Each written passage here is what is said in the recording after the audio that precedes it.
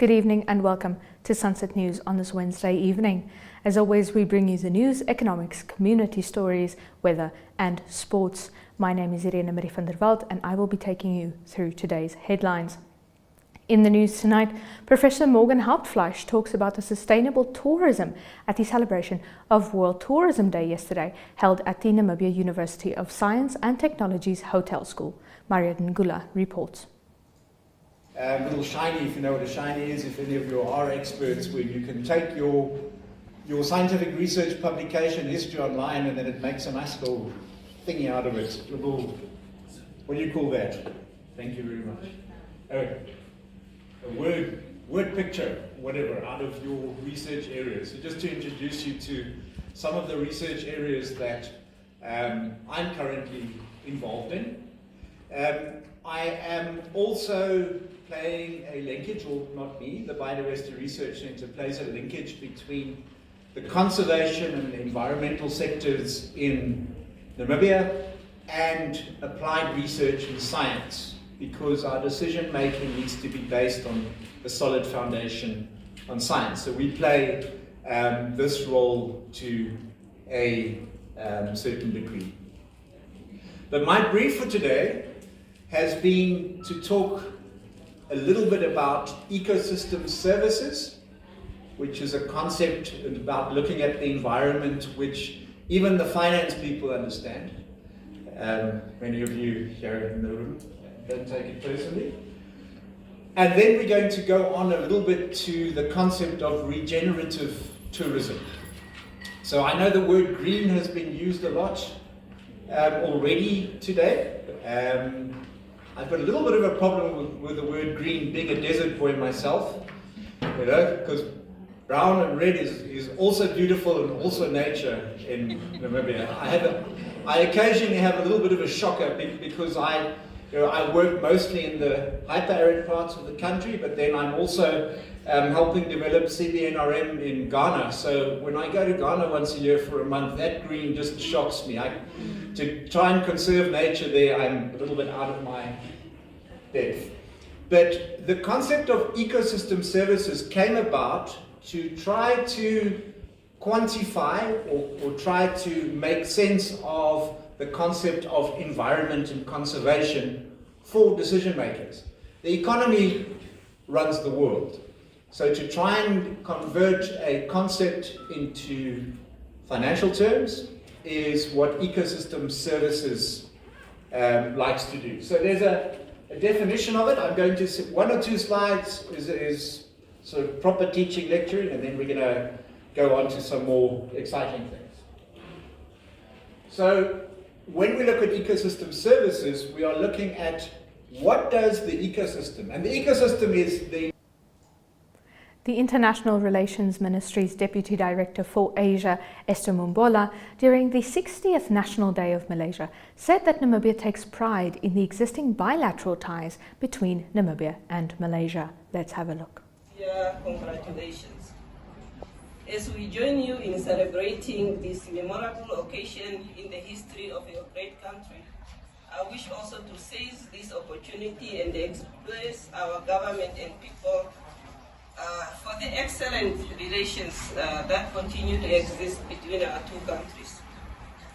Namibia takes pride in the existing bilateral ties between Malaysia and Namibia, and we call for a continued practical and concerted effort at all levels.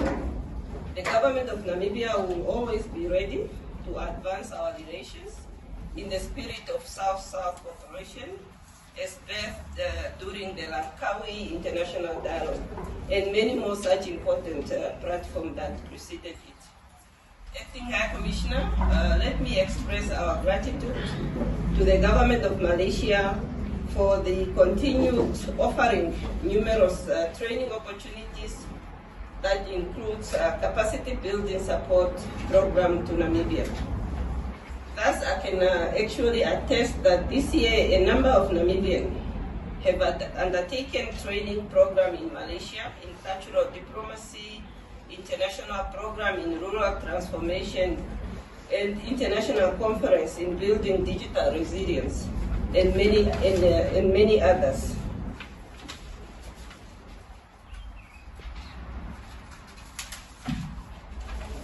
So all these programs, all the alumni, they all return home inspired, and therefore I would like to once again appreciate all the opportunities offered to Namibians by the government of Malaysia.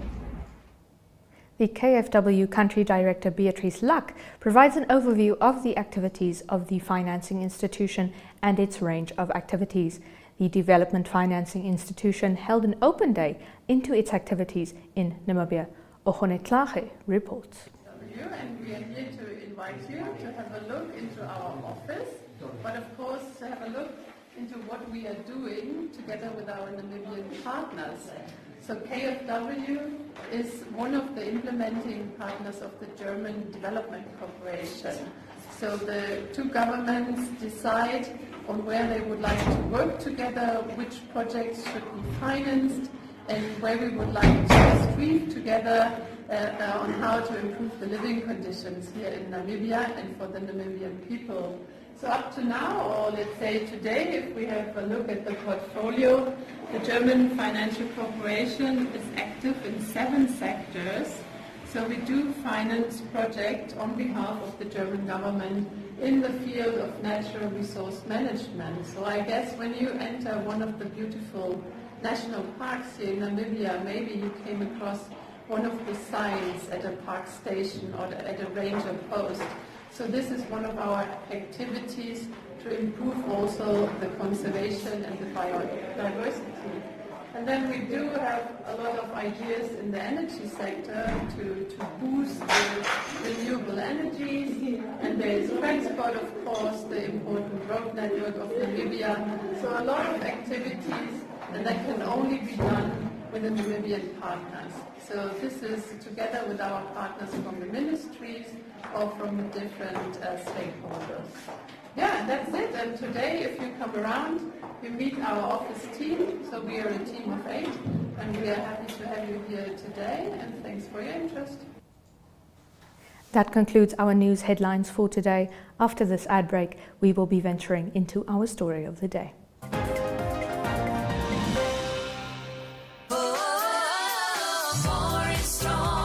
Win a double trolley dash in our birthday promo while saving on these. 10 kg top score for $112.99. 2-liter original Coca-Cola for only $18.99. 1.5 kg real good mixed chicken for just $64.99. 750-gram Nola mayonnaise at $28.99. And 700ml all gold tomato sauce, also only $28.99. See the details of our incredible double trolley dash competition at woermanbrock.com.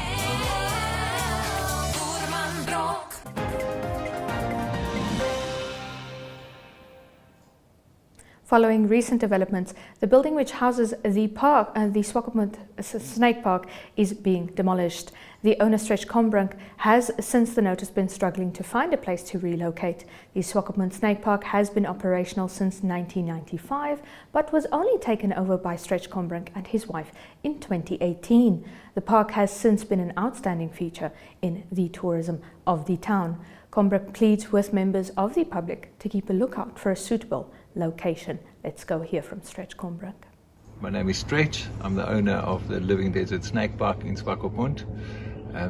This snake park was established in 1995 by Stuart Hebard, and him and his family ran it until 2018 when my wife and I bought it over.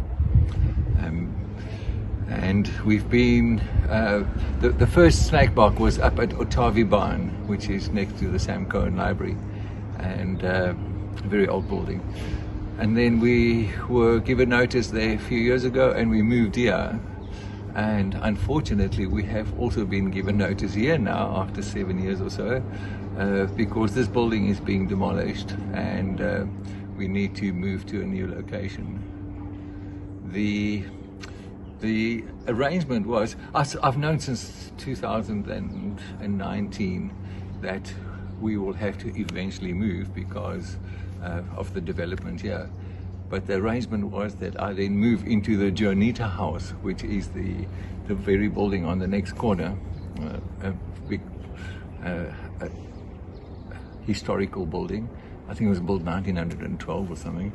And we were supposed to move in there. And then 3 months ago, when we were given final notice, we were told that we can't have that building anymore. So right now, last 3 months, I've been searching for premises in Swakopmund. Very, very difficult to get. And what is available is frightfully expensive. And I cannot, and then I have criteria like I need 200 square meters of flooring space. I need ample parking, public toilets. There are certain criteria that needs to be met to move the snake park wherever we can find that property. And the appeal that goes out now is try help us, try help us find a place. I would hate to close the snake park down. It is just part of Namibia's or Swakopmund's tourist attraction, and it's also the education center. We had this year so far 112 schools and over 4,000 learners through the snake park, which we subsidize. All the school groups subsidized, often free of charge, and we try to educate as many people as we can. And apart from being a tourist center and a educational center, we are also a research center. My wife is a scientist, and she's in Zanzibar at the moment, working with bats. For the World Bank, she's doing an environmental impact assessment there. So she's a research scientist, and that is what the snake park is all about as well. Not just pretty face, but also deeper meaning there. That concludes our story of the day. After the ad break, we will be right back with our community talk.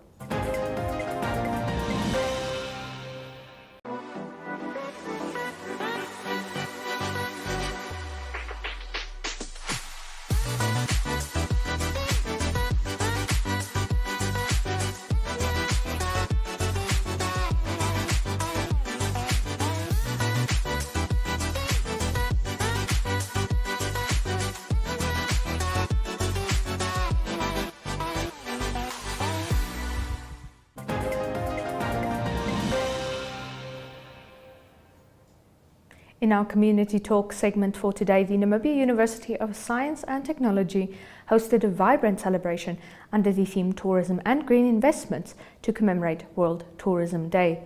During the event, Isabel Green Manuel, a lecturer at the School of Hospitality, emphasized the vital importance of sustainability in the tourism industry to preserve our environment. Jemima Ndebele reports. The Namibia University of Science and Technology commemorated World Tourism Day with a vibrant celebration centered around the theme of tourism and green investments. The event highlighted the importance of sustainable tourism practices in preserving our environment and fostering economic growth. It is about making a conscious choice to invest in our futures, in our planet's future. In this era of climate change and environmental challenges, green investment in tourism is not a luxury, it's imperative. It involves investing in eco-friendly infrastructure, promoting responsible travel practices, and supporting local communities. It's about preserving the very essence of what makes a destination unique and beautiful. Director of Ceremonies.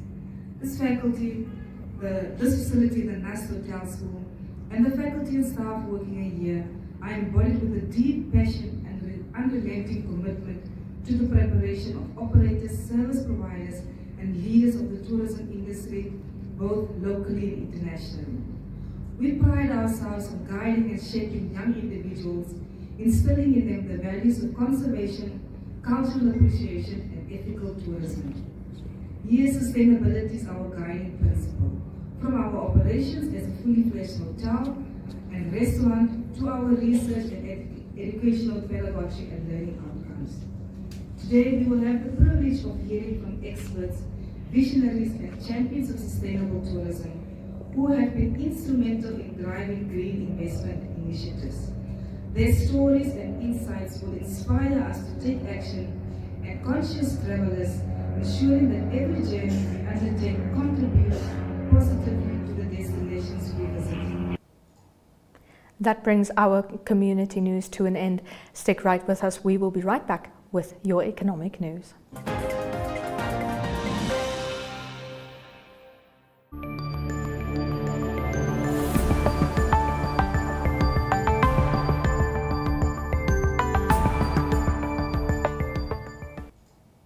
In economic news, Total Energies announced positive results on Wednesday from the Venus 1A appraisal well, situated in Block 2913B, approximately 13 kilometers north of the Venus 1X discovery well. During an investor day, the French oil major disclosed that it had also achieved positive results from the Venus 1X flow test, with confirmation pending from the upcoming flow test of Venus 1A. Total Energies stated during further appraisal wells and prospects will be drilled, and a 3D seismic acquisition will cover the entire acreage. The Venus 1X exploration well was initiated in early December 2021 using the Maersk Voyager drill ship. The Venus discovery comprises a light oil and associated gas field located in the Orange Basin, approximately 290 kilometers off the southern coast of Namibia, at a water depth of around 3,000 meters. The French energy giant has allocated nearly 50% of its global exploration budget, totaling 5.5 billion Namibian dollars, to Namibia this year, with the goal of confirming the multi-billion barrel discovery in Block 2913B within the Orange Basin. After the ad break, we will be right back with your financial indicators.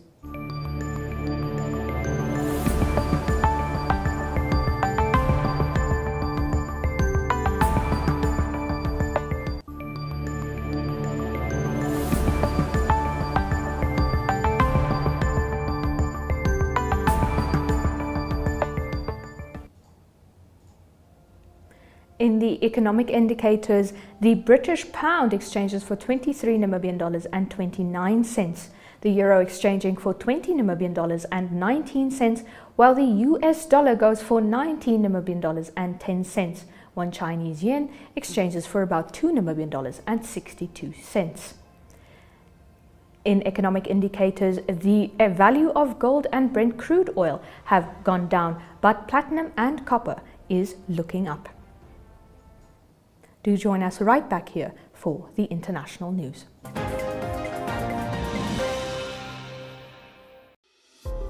Neopaints has established a 67-year Namibian legacy, creating personalized paint solutions that blend quality and innovation for the Namibian people. We pride ourselves in being a 100% Namibian-owned company, investing in our country and our people by employing and empowering true Namibians. With every brushstroke, Neopaints commits to our quality guarantee and always delivering a coat of excellence. At Neopaints, we always stay true to our country. We are as Namibian as you.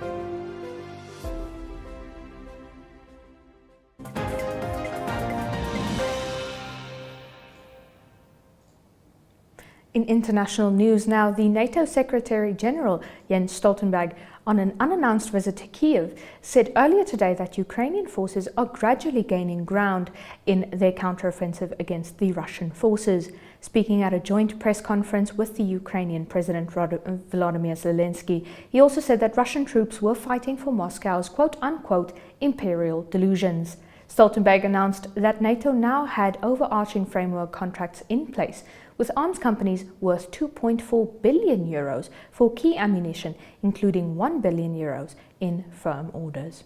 Today, your forces are moving forward. They face fierce fighting, but they are gradually gaining ground. Every meter that Ukrainian forces regains is a meter that Russia loses. And there is a stark contrast. Ukrainians are fighting for their families, their future, their freedom. Moscow is fighting for imperial delusions. Інциденти, коли Росія здійснювала обстріли території України. Today, I can confirm that NATO now has framework contracts in place for 2.4 billion euros worth of key ammunition, including 1 billion euros of firm orders. This covers capabilities like 155mm artillery, anti-tank guided missiles, and main battle tank ammunition.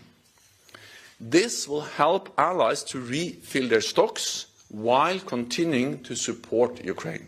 Then, regarding the debris from drones in Romania, we don't have any indication that this is a result of any intentional attack by Russia against Allied territory, but Russia's war and reckless strikes close to the Romanian borders are reckless and are destabilizing.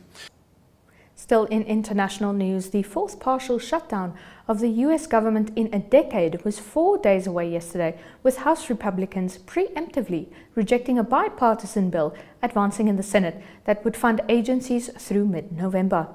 Hundreds of thousands of federal workers will be furloughed, and a wide range of services from economic data releases to nutrition benefits if Congress fails to pass legislation that Democratic President Joe Biden can sign into law by midnight on Saturday. Everett Kelly, the national president of the American Federation of Government Employees, says the employees represented by the labor union are bracing for the shutdown while hoping it's averted before Sunday, the 1st of October.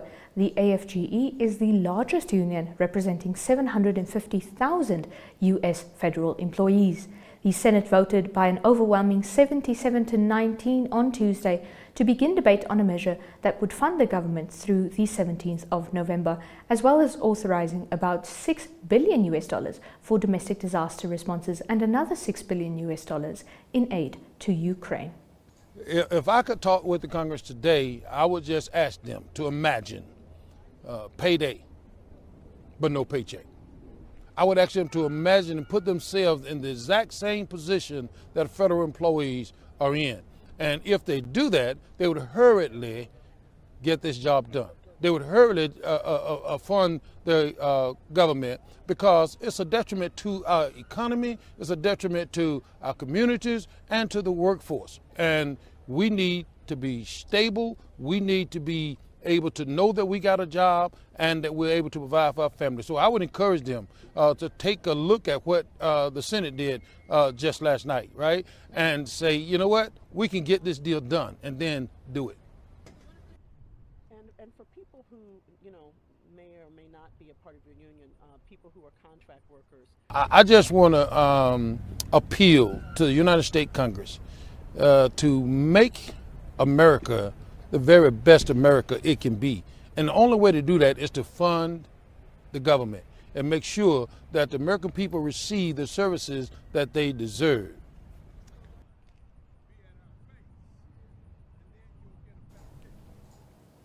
Right after this, we join you with our sport news, proudly brought to you by SportWrap.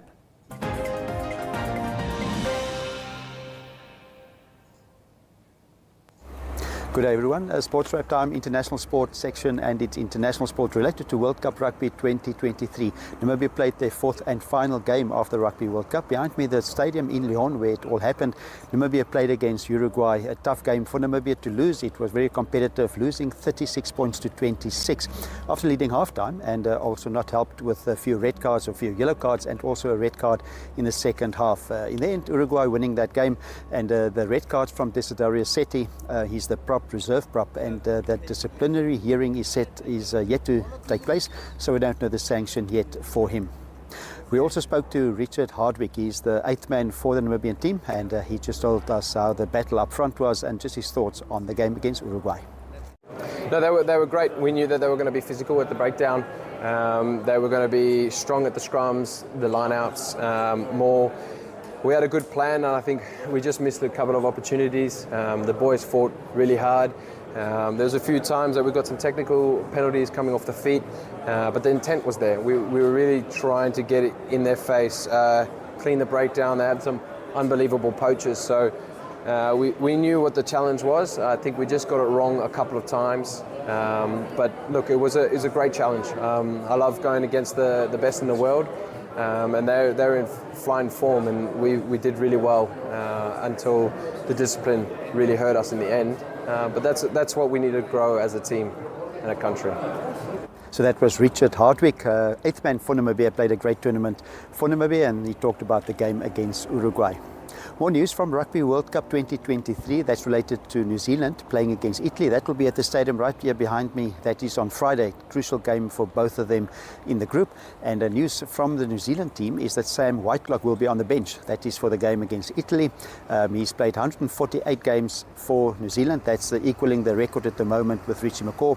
And he will be the sole holder of that record if he comes onto the field with 149. The locks for the game is Brodie Retallick and Scott Barrett. Also, Italy made 3 changes, and it is Tomasi Allen. He is the fullback. He will play fullback. He played fly-off in the previous game, beating Uruguay by 38 points to 17. He's influential for Italy because he's kicked all 13 of his attempts at goal. So he's got a 100% record at the moment. He's important for Italy. So that game is 9 o'clock. That is Friday evening. That is Italy against New Zealand.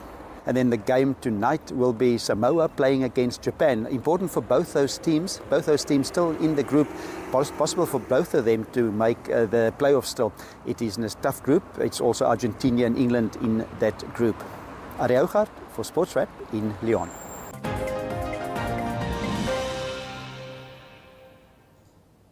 That concludes your news for today, but before we wrap up, let's have a quick look at today's news highlights.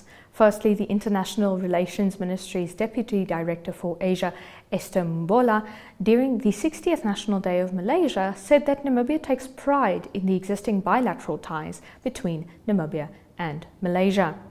Secondly, Total Energies announced positive results on Wednesday from the Venus 1A appraisal well situated in Block 2913B, approximately 13 kilometers north of the Venus 1X discovery well.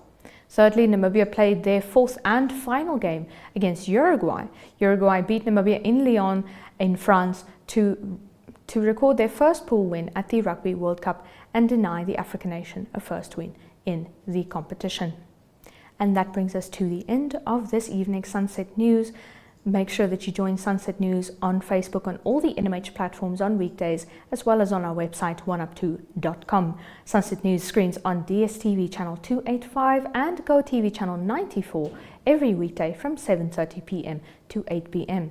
This has been Sunset News, and I have been Irene Marie.